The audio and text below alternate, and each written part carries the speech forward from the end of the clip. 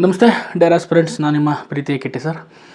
ಕಳೆದ ವಿಡಿಯೋದಲ್ಲಿ ನಾನು ಜಿಯೋಗ್ರಫಿ ರಿಲೇಟೆಡ್ ಹೇಳ್ತಾ ಇದ್ದೆ. ಅಂದರೆ ಕೋರ್ ಸಬ್ಜೆಕ್ಟ್ಸಲ್ಲಿ ಜಿಯೋಗ್ರಫಿ ಮೇನು, ಅದು ಯಾವ ರೀತಿ ಓದಬೇಕು ಸ್ಟ್ರಾಟಜಿ ಅನ್ನೋದ್ರ ಬಗ್ಗೆ ನಾನು ಹೇಳಿದೆ. ಫಸ್ಟ್ ವಿಡಿಯೋದಲ್ಲಿ ಬೇಸಿಕ್ಸ್ ಬುಕ್ಕು ಹೇಗೆ ಓದಬೇಕು, ಸೆಕೆಂಡ್ ವಿಡಿಯೋದಲ್ಲಿ ಯಾವ ರೀತಿ ನೀವು ಏನೋ ಹೇಳ್ತಾರೆ ಲೈಕ್ ನೋಟ್ಸ್ ಹೆಂಗೆ ಮಾಡ್ಕೋಬೇಕು ಅನ್ನೋದ್ರ ಬಗ್ಗೆ ಎಲ್ಲ ಡೀಟೇಲಾಗಿ ಹೇಳಿದೆ. NCERT DSCERT ವ್ಯತ್ಯಾಸ ಏನು, ಯಾಕೆ ಎರಡೂ ಓದಬೇಕು, ಜಿಯೋಗ್ರಫಿಲಿ ವ್ಯತ್ಯಾಸ ಇದೆ, 6th to 12th ಯಾಕೆ ಓದಬೇಕು, ಬೇಸಿಕ್ ಕಾನ್ಸೆಪ್ಟ್ಸ್ ಹೆಂಗೆ ಕ್ಲಿಯರ್ ಮಾಡ್ಕೋಬೇಕು ಅನ್ನೋದ್ರ ಬಗ್ಗೆ ತುಂಬ ಡೀಟೇಲಾಗಿ ನಿಮ್ಮ ಹತ್ರ ಮಾತಾಡಿದ್ದೆ.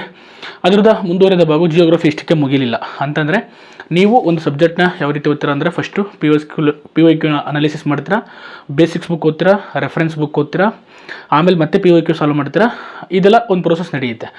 ಇದ್ರ ಜೊತೆಗೆ ಕೆಲವು ಸಬ್ಜೆಕ್ಟ್ನ ಓದ್ಬೇಕಾದ್ರೆ ಕೆಲವು ಸಬ್ಜೆಕ್ಟ್ನ ಚೆನ್ನಾಗಿ ಬೇರೆ ಥರದನ್ನೇ ಅರ್ಥ ಮಾಡ್ಕೋಬೇಕಾಗುತ್ತೆ, ಎಸ್ಪೆಷಲಿ ಜಿಯೋಗ್ರಫಿನಲ್ಲಿ. ಯಾಕೆಂತಂದರೆ geography is a nothing but a science. ಗೊತ್ತಾಗ್ತಿದೆ, ನೀವು ಸೈನ್ಸ್ನ ಅರ್ಥ ಮಾಡ್ಕೋಬೇಕು. ತುಂಬ ಸೈನ್ಸ್ ಇವು ಬರ್ತವೆ ಅಲ್ಲಿ, ನಿನಗೆ ಪ್ರೆಷರ್ ಆಗಿರ್ಬೋದು, ಟೆಂಪ್ರೇಚರ್ ಆಗಿರ್ಬೋದು, ಇವೆಲ್ಲ ಸೈನ್ಸಿಗೆ ಸಂಬಂಧಪಟ್ಟ ಕೆಲವು ಟರ್ಮ್ಸು ಕಾನ್ಸೆಪ್ಟ್ಸ್ಗಳು ಸಹ ನಿಮ್ಮ ಜಿಯೋಗ್ರಫಿನಲ್ಲಿ ರಿಪೀಟ್ ಆಗ್ತವೆ. ಮತ್ತು ಅದರಲ್ಲೇ ಟೋಪೋಗ್ರಫಿ ಅಂತ ಬರುತ್ತೆ, ಅಂದರೆ ಮ್ಯಾಪ್ ರೀಡಿಂಗ್ ಆಗಿರ್ಬೋದು, ಟೋಪೋಗ್ರಫಿ, ಗ್ಲೋಬ್ ರೀಡಿಂಗು, ಮತ್ತು ಮ್ಯಾಪ್ ಮೇಲೆ ತುಂಬ ಕ್ವಶನ್ಸ್ ಬರುತ್ತೆ. ಇವನು UPSC, KPSC, PSI, FDA, SDA, PCE ಅವ್ರಿಗೂ ಮ್ಯಾಪ್ ರೀಡಿಂಗ್ ತುಂಬ ಇಂಪಾರ್ಟೆಂಟ್. ಕೆಲವರು ಏನು ಮಾಡ್ತಾರೆ, ಮ್ಯಾಪ್ನ ನೋಡೋದೇ ಇಲ್ಲ. ಅದಕ್ಕಾಗಿ ಜಿಯೋಗ್ರಫಿನ ಕಲಿಬೇಕು ಅಂತಂದರೆ map reading very very important. Map reading ಅಂದರೆ ಮ್ಯಾಪ್ ಮಾಡೋದು. ಯಾವುದೇ ಒಂದು ಪ್ಲೇಸ್ ನ್ಯೂಸಲ್ಲಿ ಇದೆ ಅಂತಂದರೆ ಅದ್ರ ಬಗ್ಗೆ ಅದನ್ನು ಜಿಯೋಗ್ರಫಿ ಮ್ಯಾಪಲ್ಲಿ ಹೋಗಿ ಐಡೆಂಟಿಫೈ ಮಾಡ್ಕೊಂಡು, ಯಾಕಂದರೆ ಸುತ್ತಮುತ್ತ ಮೊನ್ನೆ ರೀಸೆಂಟಾಗಿ ನಡೆದ KPSC ಪ್ರಿಲಿಮ್ಸ್ ಎಕ್ಸಾಮಲ್ಲಿ ಎಷ್ಟೋ ಕ್ವಶನ್ಸು ಮ್ಯಾಪ್ ಮೇಲೆ ಬಂದಿದೆ. ಅಂದರೆ ಒಂದು ಕಂಟ್ರಿ ಕೊಟ್ಬಿಟ್ಟು ಅದು ಸುತ್ತಮುತ್ತ ದೇಶಗಳು ಕೊಡ್ತಾರೆ, ಅಥವಾ ಒಂದು ಸಮುದ್ರ ಕೊಟ್ಬಿಟ್ಟು ಕಪ್ಪು ಸಮುದ್ರ, ಕೆಂಪು ಸಮುದ್ರ, ಸುತ್ತಮುತ್ತ ಕಂಟ್ರಿಗಳು ಹೇಳಿ, ಅಥವಾ ಯಾವ G20 ಕಂಟ್ರಿಗಳು ಹೇಳಿ, ಈ ಥರ ನಿಮಗೆ ಕಂಟ್ರಿಗಳಿಗೆ ಹೆಸರು ಕೇಳ್ಬೋದು, ಅಥವಾ ಜೋಗ್ರಿಕಲ್ ನೇಮ್ ಕೇಳ್ಬೋದು, ಅಥವಾ ಭೂಕಂಪಗಳು ಎಲ್ಲಿ ನಡೆಯುತ್ತೆ ಜಾಸ್ತಿ ಸ್ಪೆಸಿಫಿಕ್ ಕ್ವಶನ್ಸ್ ಬಗ್ಗೆ ಕೇಳ್ಬೋದು.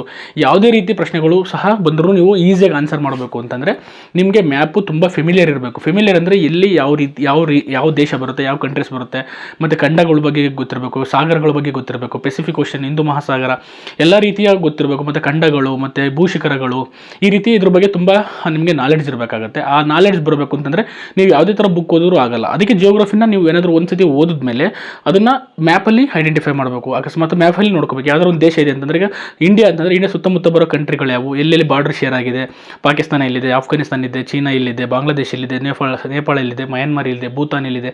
ಈ ರೀತಿ ನೀವು ಮ್ಯಾಪ್ ರೀಡಿಂಗಲ್ಲಿ ಚೆನ್ನಾಗಿ ಮಾಡ್ಕೊಂಡಿತ್ತು ಅಂತಂದರೆ ನಿಮ್ಗೆ ಈಸಿಯಾಗಿ ಐಡೆಂಟಿಫೈ ಮಾಡೋದು. ಇದೇ ನಾಟ್ ಓನ್ಲಿ ಫಾರ್ ಇಂಡಿಯಾ, ಇದು ಎಲ್ಲ ಕಂಟ್ರೀಸ್ಗೂ ಅಪ್ಲೈ ಆಗುತ್ತೆ.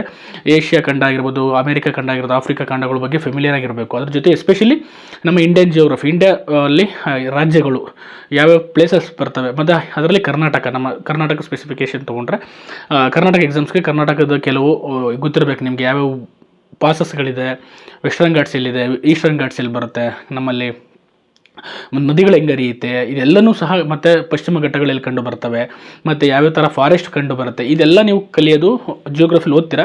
ಅದೇ ಥರ ಪ್ರಾಕ್ಟಿಕಲಾಗಿ ನೀವೇನು ಮಾಡಬೇಕಾಗುತ್ತೆ, ಈ ಒಂದು ಟೂಲ್ಸ್ ಇಟ್ಕೊಂಡು, ಟೂಲ್ಸ್ ಅಂತ ಕರೀತಾರೆ, ಅಂದರೆ ಕಲಿಯೋಕ್ಕೆ. ಈಗ ಸೈನ್ಸ್ ಕಲಿಯೋಕ್ಕೆ ಹೆಂಗೆ ಲ್ಯಾಬೊರೇಟ್ರಿ ಇದೆಯೋ, ಅದೇ ರೀತಿ ಸಹ ಜಿಯೋಗ್ರಫಿ ಕಲಿಯೋಕ್ಕೂ ಸಹ ಕೆಲವೊಂದಷ್ಟು ನಿಮಗೆ ಟೂಲ್ಸ್ ಬೇಕಾಗುತ್ತೆ. ಆ ಟೂಲ್ಸೇ ಗ್ಲೋಬ್ ಆ್ಯಂಡ್ ಮ್ಯಾಪ್. ಗೊತ್ತಾಗ್ತಿದೆ, ಎರಡು ಇಂಪಾರ್ಟೆಂಟು. ಕೆಲವರು ಗ್ಲೋಬ್ ಯೂಸ್ ಮಾಡಲ್ಲ, ಮ್ಯಾಪ್ ಯೂಸ್ ಮಾಡ್ತಾರೆ. Atlas, like nothing but atlas. Map ಅಂತಂದರೆ ನೀವು ಬೇಕಾದ್ರೆ ಗೋಡೆ ಮೇಲೆ ಹಚ್ಕೊಂಡ್ರು ಮ್ಯಾಪ್ ಆಗಿರೋದು, ಅಥವಾ ನಿಮ್ಮ ಹತ್ರ ಅಟ್ಲಾಸ್ ಇರಬೇಕು. ಕೆಲವರು ಮನೆಯಲ್ಲಿ ರೂಮಲ್ಲಿ ಓದಬೇಕು, ನಾನು ಹಚ್ಕೊಂಡಿದ್ದೆ, ಅದು ತೆಗೆದಾಕಿದ್ದೀನಿ. ಈಗ ಗ್ಲೋಬು ಮತ್ತು ಮ್ಯಾಪು ಮತ್ತು ಅಟ್ಲಾಸ್ ನಿಮ್ಮ ಹತ್ರ ಇರಬೇಕು. ಒಂದು ನೀವು ಓದೋ ಸ್ಟಡಿ ಹಾಲಲ್ಲಿ ಒಂದು ಇಂಡಿಯಾ ಮ್ಯಾಪು, ಒಂದು ಕರ್ನಾಟಕ, ಒಂದು ವರ್ಲ್ಡ್ ಮ್ಯಾಪ್ ಇದ್ದರೆ ಒಳ್ಳೆಯದು. ನೋಡ್ತಾ ಇರಬೇಕು, ಫೆಮಿಲಿಯರ್ ಆಗಬೇಕು ನಿಮ್ಗೆ. ಏನಕ್ಕೆ ಸುಮ್ಮನೆ ಹಚ್ಕೊಂಡು ಸ್ಟೈಲಿಗೆ ತೋರ್ಸೋಕ್ಕತ್ತ ಅಲ್ಲ ಅದನ್ನು ಹಚ್ಕೊಳ್ಳೋದು. ನೀವು ನೋಡ್ತಾ ಇರಬೇಕು, ಯಾವ ಪ್ಲೇಸ್ ಎಲ್ಲಿ ಬರುತ್ತೆ, ಯಾವ ಖಂಡ ಎಲ್ಲಿ ಬರುತ್ತೆ, ಯಾವ ದೇಶ ಎಲ್ಲಿ ಬರುತ್ತೆ ಅನ್ನೋದು ಗೊತ್ತಾಗ್ತಿರ್ಬೇಕು.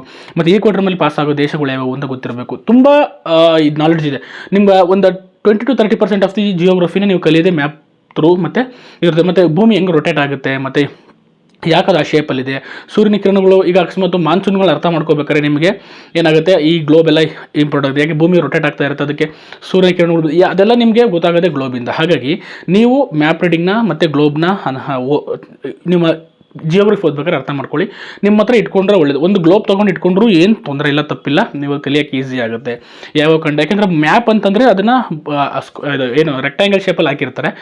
ಗ್ಲೋಬು ಅದನ್ನು ರೌಂಡ್ ಶೇಪಲ್ಲಿ ಇದು ಮಾಡ್ತಾರೆ. ಆ ರೌಂಡ್ ಶೇಪಲ್ಲಿ ಇರೋದೇ ರೆಕ್ಟ್ಯಾಂಗಲ್ ಶೇಪಲ್ಲಿ ನಿಮ್ಗೆ ಬೋರ್ಡ್ ಮ್ಯಾಪ್ ಅಂತ ಕೊಟ್ಟಿರ್ತಾರೆ ಅಷ್ಟೇ. ಇಂಡಿಯನ್ ಮ್ಯಾಪು ಅಷ್ಟೇ ನಿಮ್ಗೆ ಹಾಕ್ಕೊಳ್ಳಿ.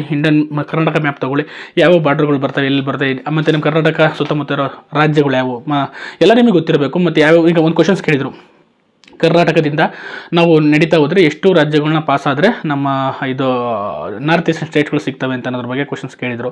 ಆ ರೀತಿ ಎಲ್ಲ ನೋಡಿದ್ರೆ ನೀವು ಅದನ್ನು ನೆನ್ಪಿಟ್ಟು ಬಯಟ್ ಮಾಡೋಕ್ಕಾಗಲ್ಲ. ನಿಮ್ಮ ಮ್ಯಾಪ್ ರೀಡಿಂಗ್ ಮಾಡಿದರೆ ನಿಮ್ಗೆ ಗೊತ್ತಾಗೋಗುತ್ತೆ.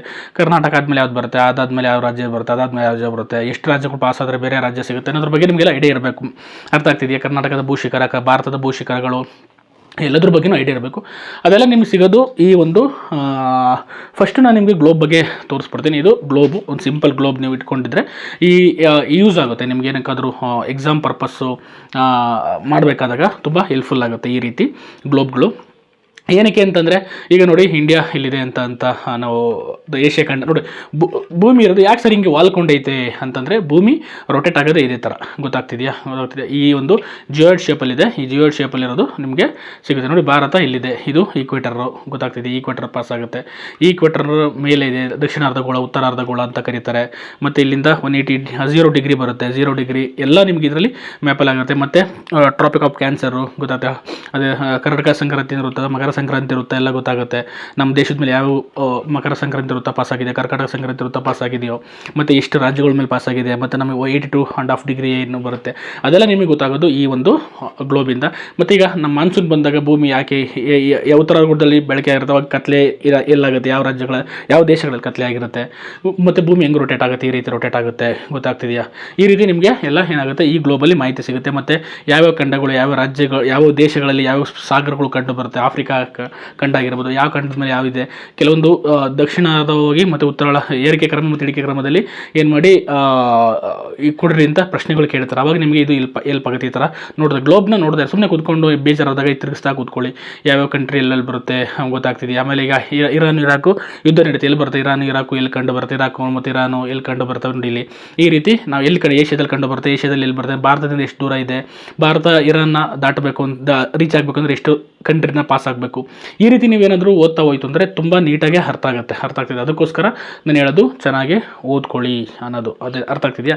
ಇದು ಒಂದು ಕ್ಲಾರಿಟಿ ಸಿಗಬೇಕು. ಗ್ಲೋಬ್ನ ಯೂಸ್ ಮಾಡೋಕ್ಕೆ ನಿಮಗೆ ಕಲ್ತ್ಕೊಳ್ಳಿ. ಬೇಕಾದ್ರೆ ನಿಮಗೆ ಸುಮ್ಮನೆ ನೋಡ್ತಾ ಹೋಗಿ, ಏನೂ ತಿಳ್ಕೊಂಡು ಬೇಡ. ಯಾವ್ಯಾವ ರಾಜ್ಯ, ಯಾವ ದೇಶ ಎಲ್ಲೆಲ್ಲಿ ಕಂಡು ಬರುತ್ತೆ, ಮತ್ತು ಕರ್ನಾಟಕ ಎಲ್ಲಿ ಬರುತ್ತೆ ಗ್ಲೋಬಲ್ಲಿ, ಯಾವ ಉತ್ತರ ದಕ್ಷಿಣ, ಇದೆಲ್ಲ ಗೊತ್ತಾಗುತ್ತೆ. 0 ಡಿಗ್ರಿ ನೋಡಿ, 75 ಡಿಗ್ರಿ ಇಲ್ಲೆಲ್ಲ ಮೆನ್ಷನ್ ಮಾಡಿರ್ತಾರೆ. ಗೊತ್ತಾಗ್ತಿದೆ? ಹಾಗಾಗಿ ಗ್ಲೋಬು ತುಂಬ ಇಂಪಾರ್ಟೆಂಟು ನಿಮ್ಮ ಪರೀಕ್ಷೆಗಳಲ್ಲಿ. ಉದಾಹರಣೆ ಯುನೈಟೆಡ್ ಸ್ಟೇಟ್ಸ್ ಅಮೇರಿಕಾ ಎಲ್ಲದೂ ಇರುತ್ತೆ ಇನ್ಫಾರ್ಮೇಷನ್ನು ಇದರಲ್ಲಿ. ಎಲ್ಲೆಲ್ಲಿ ಮೆಕ್ಸಿಕೋ ಖಂಡಗಳು ಗೊತ್ತಾಗ್ತಿದೆ. ಇಲ್ಲಿ ಎಲ್ಲೆಲ್ಲಿ ಕೆಲವು ದ್ವೀಪಗಳು ಕೇಳ್ಬಿಡ್ತಾರೆ, ಈ ದ್ವೀಪಗಳು ಎಲ್ಲೆಲ್ಲಿ ಕಂಡು ಬರುತ್ತೆ ಅಂತ.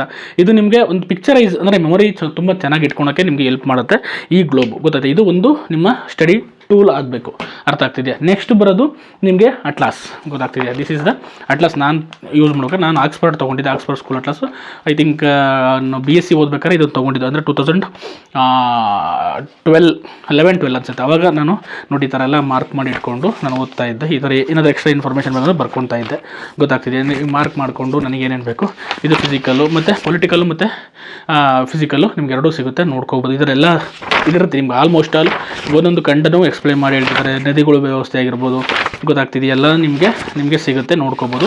ಮ್ಯಾಪ್ ರೀಡಿಂಗು ತುಂಬ ಇಂಪಾರ್ಟೆಂಟು. ನೋಡ್ತಾ ಬನ್ನಿ, ಗೊತ್ತಾಗ್ತದೆ. ಇದರಲ್ಲಿ ಓದೋದೇನಿರಲ್ಲ, ಅದ್ರ ಜೊತೆಗೆ ಇಲ್ಲಿ ಯಾವ್ಯಾವ ಬೆಳೆಗಳು ಆಗಿರ್ಬೋದು, ಮತ್ತು ರೈನ್ಫಾಲ್ ಆಗಿರ್ಬೋದು, ಮತ್ತು ಇನ್ನು ಎಲ್ಲ ಥರದ ಇನ್ಫಾರ್ಮೇಷನ್ನು ಸಹ ನಿಮ್ಗೆ ಇಲ್ಲಿ ಸಿಗ್ತಾ ಹೋಗುತ್ತೆ ಇಂಡಿಯಾದು. ಮತ್ತು ಅದಾದಮೇಲೆ ನಿಮಗೆ ಸಿಗುತ್ತೆ ಕರ್ನಾಟಕದ ಇದರಲ್ಲಿರಲ್ಲ, ಕರ್ನಾಟಕದಲ್ಲಿ ಸಪ್ರೇಟ್ ತೊಗೊಳ್ಬೇಕಾಗುತ್ತೆ. ಗೊತ್ತಾಗ್ತಿದೆ? ಕೆಲವೊಂದು ಕನ್ನಡದಲ್ಲಿ ಚೆನ್ನಾಗಿರೋದು ಬಂದಿದೆ, ನೋಡಿ ಯಾವ್ದು ಚೆನ್ನಾಗಿದೆ. ಮತ್ತು ಇದು ಏನು ಕೋಲ್ ರಿಸರ್ವ್ಸ್ ಆಗಿರ್ಬೋದು, ಎಲ್ಲದೂ ಇನ್ಫಾರ್ಮೇಷನ್, ರೈಲ್ವೆ ಇದಾಗೋದು, ಮತ್ತು ಏರ್ ಟ್ರಾನ್ಸ್ಪೋರ್ಟೇಷನ್ ಸಂಬಂಧಪಟ್ಟಂಗೆ ಎಲ್ಲ ಪಾಪ್ಯುಲೇಷನ್ನು ಎಲ್ಲದೂ ಸಹ ನಿಮಗೆ ಇದರ ಗೊತ್ತಿದೆ. ಇದು ವರ್ಲ್ಡ್ ಪೊಲಿಟಿಕಲ್ ಮತ್ತು ಏನು ಏಷ್ಯಾ ಖಂಡ, ಇದು ಏಷ್ಯಾ ಖಂಡದಲ್ಲಿ ಎಲ್ಲೆಲ್ಲಿ ಕಂಡು ಬರ್ತವೆ ಇಂಡಿಯಾ ಅನ್ನೋದ್ರ ಬಗ್ಗೆ ಎಲ್ಲ ಇರುತ್ತೆ. ಈ ಥರ ನೀವು ಏನು ಮಾಡಬೇಕು, ಮ್ಯಾಪ್ನ ಚೆನ್ನಾಗಿ ಯೂಸ್ ಮಾಡೋಕ್ಕೂ. ಯಾರು ಚೆನ್ನಾಗಿ ಮ್ಯಾಪ್ ಯೂಸ್ ಮಾಡೋಕೆ ಕಲಿತಾರೆ, UPSC ಅಂತೂ ತುಂಬ ಇಂಪಾರ್ಟೆಂಟು, ಬೇಕೇ ಬೇಕಾಗುತ್ತೆ. ಈ ಥರ ಒಂದು ಅಟ್ಲಾಸು ನಿಮ್ಮ ಹತ್ರ ಇರಬೇಕು. ಬರೀ ಅಟ್ಲಾಸ್ ಇಟ್ಕೊಂಡು ಕೂತ್ರೆ ಆಗಲ್ಲ. ನೀವು ಓದನ್ನು ಓದಬೇಕು ಅಂತ ಸುಮ್ಮನೆ ಕೂತು ಬಯಟ್ ಮಾಡೋದು ಅವಶ್ಯಕತೆ ಇಲ್ಲ. ಸುಮ್ಮನೆ ಫ್ರೀ ಇದ್ದಾಗ ತೆಗೆದಾಗ್ತಾ ಇರಬೇಕು. ಇಲ್ಲಿ ಏನಿದೆ, ಯಾವ ಖಂಡ ಇದೆ ಗುರುತು ಮಾಡ್ತಾ ಇರಬೇಕು, ಎಲ್ಲಿಂದ ಯಾವ ಖಂಡ ಹೋಗುತ್ತೆ. ಆಮೇಲೆ ಯಾವ್ದಾದ್ರು ನ್ಯೂಸಲ್ಲಿ ಇತ್ತು ಅಂತಂದರೆ ತೆಗೆದು ಪಟ್ಟಂತ ನೋಡ್ಕೊಂಡ್ಬಿಡ್ಬೇಕು. ಯಾವ ದೇಶ ಎಲ್ಲಿ ಬರುತ್ತೆ, ದೇಶದ ಅಕ್ಕಪಕ್ಕ ಇರೋ ಕಂಟ್ರಿಗಳು ಯಾವುವು, ಅದರದ್ದೇನೋ ಅದರ ಇಂಪಾರ್ಟೆನ್ಸ್ ಏನಾರು ಇದೆಯಾ ಅನ್ನೋದ್ರ ಬಗ್ಗೆ ನೀವು ತೆಗೆದು ನೋಡಿಕೊಂಡ್ರೆ ನಿಮ್ಗೆ ಅರ್ಧ ಇನ್ಫಾರ್ಮೇಷನ್ನು ಇಲ್ಲಿ ಸಿಗುತ್ತೆ. ಅರ್ಥ ಆಗ್ತಿದೆಯಾ? ಅರ್ಥ ಮಾಡ್ಕೊಳ್ಳಿ. ಏನಕ್ಕೆ ಇದು ತುಂಬ ಇಂಪಾರ್ಟೆಂಟು. ಇದನ್ನು ಓದೋದು ಒಂದು ವೇ, ಅಂದರೆ ಒಂದು ಮ್ಯಾಪ್ ರೀಡಿಂಗ್ಗೆ ತುಂಬ ಇಂಪಾರ್ಟೆಂಟ್ ಆಗುತ್ತೆ. ಇನ್ನು ಒಂದು ಈಗ ಅದನ್ನು ಸಿಂಪ್ಲಿಫೈ ಮಾಡೋಕ್ಕೆ ಕೆಲವೊಂದು ಬುಕ್ಸ್ ಇದೆ. ಇದು ಇಂಡಿಯನ್ ಜಿಯೋಗ್ರಫಿ ಥ್ರೂ ಮ್ಯಾಪ್ಸ್ ಅಂತ ಅಂದ್ಬಿಟ್ಟು ಆಶೀಶ್ ಭಾರತಿ ಅಂತ IPS ಆಫೀಸರ್ ಬರೆದಿದ್ದಾರೆ. ಇದರಲ್ಲಿ ನಿಮಗೆ ಫುಲ್ ಅಂದರೆ ಈ ಜಿಯೋಗ್ರಫಿ ಬುಕ್ ಇದ್ದಂಗೆ ಐತೆ. ಅಂದರೆ ಲೈಕ್ ಒಂದೊಂದು ಇದನ್ನು ತುಂಬ ಡೀಟೇಲಾಗಿ ಕೊಟ್ಟಿದ್ದಾರೆ. ಇಂಡಿಯನ್ ಜಿಯೋಗ್ರಫಿ ಇದರಲ್ಲಿ ತುಂಬ ಚೆನ್ನಾಗಿ ಕೊಟ್ಟಿದ್ದಾರೆ. ಅಂದರೆ like mountains chapter wise separate ಮಾಡಿ ಕೊಟ್ಟಿದ್ದಾರೆ, ಗೊತ್ತಾಗ್ತಿದೆ. ಇಂಡಿಯನ್ ನೋಡಿ ಫಿಸಿಕಲ್ ಫೀಚರ್ ಆಫ್ ಇಂಡಿಯಾ ಅಂತ ಕೊಟ್ಟಾಗ ಇದರಲ್ಲಿ ಇಂಡಿಯನ್ ಫ್ಯೂಚರಲ್ಲಿ ಏನೇನಿದೆ, ಹಿಮಾಲಯಸ್ ಆಗಿರ್ಬೋದು, ನಾರ್ತನ್ ಪ್ಲೇನ್ಸ್ ಆಗಿರ್ಬೋದು, ಮತ್ತು ಡೆಕನ್ ಪ್ಲೇಟ್ಯೂ ಆಗಿರ್ಬೋದು, ಕರಾವಳಿ ಆಗಿರ್ಬೋದು, ಅದೆಲ್ಲ ಚೆನ್ನಾಗಿ ಕೊಟ್ಟಿದ್ದಾರೆ. ಇದನ್ನ ಬೇಕಾದ್ರೆ ನೀವು ಯೂಸ್ ಮಾಡ್ಕೋಬೋದು. ಇದು ಅಟ್ಲಾಸ್ ಥರನೇ ಇದೆ, ಬಟ್ ಎಕ್ಸ್ಪ್ಲನೇಷನ್ ಕೊಟ್ಟಿರ್ತಾರೆ ಅಷ್ಟೇ. ಇದರಲ್ಲಿ ಡೀಟೇಲ್ ಎಕ್ಸ್ಪ್ಲನೇಷನ್ ಕೊಟ್ಟಿದ್ದಾರೆ. ನೋಡಿ ಇಂಡಿಯಾಸ್ ಮೇಜರ್ ರಾಕ್ ಗ್ರೂಪ್ಸ್, ಅಂದ್ರೆ ರಾಕ್ ಯಾವ ಇಂಡಿಯಾದಲ್ಲಿ ಯಾವ ಥರ ರಾಕ್ಸ್ ಕಂಡು ಬರ್ತವೆ ಅನ್ನೋದ್ರ ಬಗ್ಗೆ ಕೊಟ್ಟಿದ್ದಾರೆ. ಮತ್ತು ಎಲ್ಲೆಲ್ಲಿ ಯಾವ ರಾಜ್ಯದಲ್ಲಿ ಯಾವ ಥರ ಇದೆ, ಮೌಂಟೇನ್ಸ್ಗಳು ಯಾವ್ಯಾವ ಮೌಂಟೇನ್ಸ್ಗಳು ಕಂಡು ಬರುತ್ತೆ, ಬ್ಲಾಕ್ ಮೌಂಟೇನ್ಸ್ ಆಗಿರ್ಬೋದು, ಮಡಿಕೆ ಪರ್ವತಗಳು ಅಂತ ಏನು ಕರೀತಾರೆ ನೀವು, ಅದನ್ನೆಲ್ಲ ಇದ್ರಲ್ಲಿ ಕೊಟ್ಟಿದೆ. ಇದು ಚೆನ್ನಾಗಿದೆ. ಇಂಡಿಯಾ ಮ್ಯಾಪ್ ಥ್ರೂ ಇಂಡಿಯನ್ ಚೆನ್ನಾಗಿದೆ. ಇಂಗ್ಲೀಷಲ್ಲಿದೆ, ಬಟ್ ಕನ್ನಡದಲ್ಲಿ ಗೊತ್ತಿಲ್ಲ ನನಗೆ ಯಾವ್ದು ಚೆನ್ನಾಗಿದೆ ಅಂತ.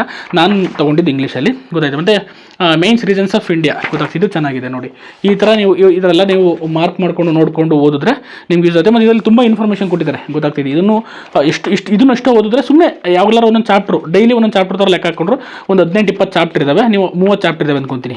ಡೈಲಿ ಒಂದು ಚಾಪ್ಟರ್ ಅಂದ್ರೆ ಲೈಕ್ ಮ್ಯಾಪ್ ರೀಡಿಂಗ್ ಒಂದು ಚಾಪ್ಟರ್ ಇರ್ತಾರೆ. ಈಗ ಇನ್ನು ನದಿಗಳ ಬಗ್ಗೆನೇ ಕೊಟ್ಟಿದ್ದಾರೆ ಕೆಲವು ಸತಿ, ಮತ್ತು ಯಾವ ಎಲ್ಲೆಲ್ಲ ರೀತಿ ಎಲ್ಲದ್ರ ಬಗ್ಗೆ ಡೀಟೇಲ್ಸ್ ಇದೆ. ಐರನ್ ಸ್ಟೀಲ್ ಇಂಡಸ್ಟ್ರಿಗಳು ಎಲ್ಲಿ ಕಂಡು ಬರುತ್ತೆ, ಎಲ್ಲಿ ಅದರಲ್ಲಿರೋ ಏನು ಅಟ್ಲಾಸ್ನೇ ಸ್ವಲ್ಪ ಡೀಟೇಲ್ ಎಕ್ಸ್ಪ್ಲನೇಷನ್ ಥರ ಕೊಟ್ಟಿದ್ದಾರೆ ಅಷ್ಟೇ, ವಿತ್ ಮ್ಯಾಪ್ ಥ್ರೂ ಕೊಟ್ಟಿದ್ದಾರೆ ಅಷ್ಟೇ. ಇದನ್ನೇ ಹೇಳ್ತಿರೋದು ಏನಂತ ಕರೀತಾರೆ, ಇಂಡಿಯನ್ ಜಿಯೋಗ್ರಫಿ ಥ್ರೂ ಮ್ಯಾಪ್ಸ್ ಅಂತ. ಈ ಬುಕ್ ನಿಮಗೆ ಹೆಲ್ಪ್ಫುಲ್ ಆಗುತ್ತೆ, ತೊಗೊಳ್ಳಿ. ಮತ್ತು ಇನ್ನೊಂದು ನಾನು ಇಲ್ಲಿ ತಗೊಂಬರೋಕ್ಕಾಗಲಿ ತೋರಿಸ್ತೀನಿ, ನನ್ನ ಹತ್ರ ಸಿಗಲಿಲ್ಲ, ಹುಡುಕ್ತೆ. ಖಾಲಿ ಮ್ಯಾಪ್ಗಳು ಏನು ಮಾಡಿ, ಖಾಲಿ ಮ್ಯಾಪ್ಗಳು ತೊಗೊಂಡು ನೀವು ಮಾರ್ಕ್ ಮಾಡ್ತಾ ಹೋಗಿ, ನಿಮ್ಗೆ ಏನೇನು ಬರುತ್ತೆ ನನ್ನ ರೀಡಿಂಗ್ ಅದನ್ನು ನೋಟ್ ಮಾಡಿ ಇಟ್ಕೊತಾ ಹೋಗಿ. ನೀವು ಬರೀ ಈಗ ಅಕಸ್ಮಾತ್ ಅಟ್ಲಾಸ್ ತೊಗೊಂಡು ಖಾಲಿ ಮ್ಯಾಪ್ ತೊಗೊಂಡು ಗುರುತು ಮಾಡ್ತಾ ಹೋಗಿ ಎಲ್ಲೆಲ್ಲಿ ಏನೇನು ಬರುತ್ತೆ ಅಂತ. ಅದು ನಿಮ್ಗೊಂಥರ ಅಭ್ಯಾಸ ಆಗಬೇಕು, ಪ್ರಾಕ್ಟೀಸ್ ಆಗಬೇಕು. ಪ್ರಾಕ್ಟೀಸ್ ಆಯಿತು ಅಂದರೆ ನಿಮ್ಗೆ ನೆನಪಲ್ಲಿ ಇರುತ್ತೆ. ತುಂಬ ಮೆಮೊರೈಸೇಷನ್ ಮಾಡೋ ಅವಶ್ಯಕತೆ ಇಲ್ಲ. ಯಾವ ಕಂಟ್ರಿನ ಕೋಡ್ ಮಾಡ್ಕೊಂಡು ಸುತ್ತ ಒಂದು ವಿಜುವಲೈಸೇಷನ್ ತಂದಿಟ್ಕೊಂಡ್ಬಿಟ್ರೆ ನಿಮ್ಮ ಹತ್ರ ಮ್ಯಾಪ್ ಮತ್ತು ಗ್ಲೋಬ್ ಯೂಸ್ ಮಾಡಿ ನಿಮ್ಮ ವಿಜುವಲೈಸೇಷನ್ ಅದು ನಿಮ್ಮದೇ ಹ್ಯಾಂಡ್ ರೈಟಿಂಗಲ್ಲಿ ನಿಮ್ಮದೇ ಚಿತ್ರಗಳು ಬರ್ಕೊಂಡು ಇಟ್ಕೊಂಡ್ಬಿಟ್ರೆ ತುಂಬ ಇರುತ್ತೆ. ನೀವು ಯಾವ್ದು ಬರೆದಿದ್ದು ತುಂಬ ದಿನ ನೆನಪಲ್ಲಿರುತ್ತೆ. ಅದಕ್ಕೆ ಖಾಲಿ ಮ್ಯಾಪ್ಗಳು ನೋಡಿರ್ತಾರೆ, ಕರ್ನಾಟಕ, ಇಂಡಿಯಾ, ವರ್ಲ್ಡ್ 3 ಇಟ್ಕೊಳ್ಳಿ. ಅಥವಾ ಅದು ಬೇಡ, ನಾನು ಸಜೆಸ್ಟ್ ಮಾಡಲ್ಲ, ಅದನ್ನು ನೀವೇ ಕೈಯಲ್ಲಿ ಬರೀರಿ. ಇಂಡಿಯಾ ಮ್ಯಾಪು, ಕರ್ನಾಟಕ ಮ್ಯಾಪು ಮತ್ತು ವರ್ಲ್ಡ್ ಮ್ಯಾಪ್ನ ಬರೆಯೋದು ಕಲಿಬೇಕು. ಯಾಕೆಂದರೆ ಎಕ್ಸಾಮ್ಸ್ಗಳಲ್ಲಿ ಮೇನ್ಸ್ ಎಕ್ಸಾಮ್ಸಲ್ಲಿ ಬರೀಬೇಕಾಗುತ್ತೆ ಕೆಲವು ಕಡೆ, ಅಲ್ಲಿ ನಿಮ್ಗೆ ಯೂಸ್ ಆಗುತ್ತೆ, ಗೊತ್ತಾಗ್ತಿದೆ. ಇದನ್ನು ನೀವು ಚೆನ್ನಾಗಿ ಕಲ್ತ್ಕೊಂತೀವಿ ಅಂತಂದರೆ ಜಿಯೋಗ್ರಫಿ ತುಂಬ ಈಸಿ ಆಗುತ್ತೆ. ಆಮೇಲೆ ಕೆಲವು ವೀಡಿಯೋಸ್ ನೋಡಿ, ಜಿಯೋಗ್ರಫಿ ವೀಡಿಯೋಸ್ದು ವಾಲ್ಕೆನೋ ಹೆಂಗೆ ರಪ್ಟ್ ಆಗುತ್ತೆ, ಭೂಕಂಪಗಳು ಹೆಂಗಾಗುತ್ತೆ, ವೇವ್ಸ್ ಹೆಂಗೆ ಫಾರ್ಮೇಷನ್ ಆಗುತ್ತೆ, ಮತ್ತು ಟೈಡ್ಸ್ ಹೆಂಗಾಗುತ್ತೆ, ಮತ್ತು ಗ್ರಹಗಳು ಹೆಂಗೆ ಸುತ್ತುತ್ತಾ ಇರ್ತವೆ, ಮತ್ತು ಹೆಂಗೆ ಅಮಾವಾಸ್ಯೆ ಆಗುತ್ತೆ, ಹೆಂಗೆ ಪೌರ್ಣಮಿ ಆಗುತ್ತೆ, ಮತ್ತು ಮಾನ್ಸೂನ್ಗಳು ಹೆಂಗೆ ಬೀಸ್ತವೆ ಅನ್ನೋದ್ರ ಬಗ್ಗೆ ತುಂಬ ಸುಮಾರು ವೀಡಿಯೋಸ್ಗಳಿದೆ. ತುಂಬ ಜಿಯೋಗ್ರಫಿ ರಿಲೇಟೆಡ್ ವೀಡಿಯೋಸ್ಗಳಿದೆ. ನೀವು ಅದನ್ನು ನೋಡಿ.